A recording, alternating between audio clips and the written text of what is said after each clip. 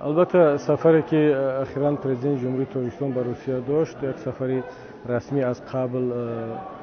به نقشه گرفته شده بود، چون این گونه سفرهای رسمی هر چند سال باید بین کشورها انجام شود، بخصوص کشورهای دوست و استراتژی. اما احساس میشد که آمادگی خوب وجود نداشت و بین این دو کشور الان یک حالت رکود خصوصا در مسائل اقتصادی هست که هیچ سندی مهمی به امضا نرسید. از آن جمله که مهاجرین ما امید داشتند که در این نشست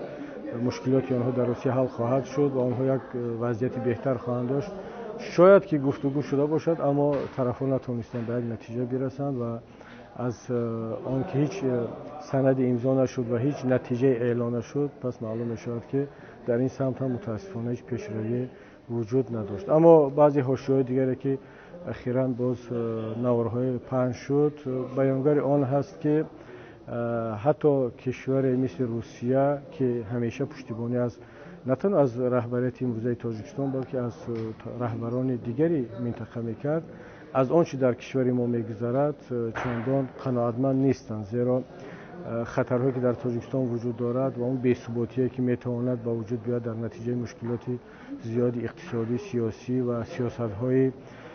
اشتباهی حکومت تنها برای دولتداری تاجیکستان تهدید نیست، بلکه برای کل منطقه بخصوص برای روسیه هم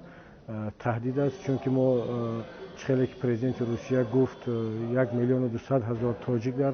روسیه کار و زندگی میکنند، در دیگر کشورهای منطقه و همه گونه بی‌ثباتی در تاجیکستان میتواند تاثیرش رو به کل منطقه برساند و من فکر میکنم دیگر کشورهای منطقه هم از آنچه در تاجیکستان میگذرد که این همه نتیجه سیاست‌های غلط و اشتباهی رهبریت کنونی کشور هست نگران هستند و این همه بالای گفتگو و این سفر تاثیر داشت.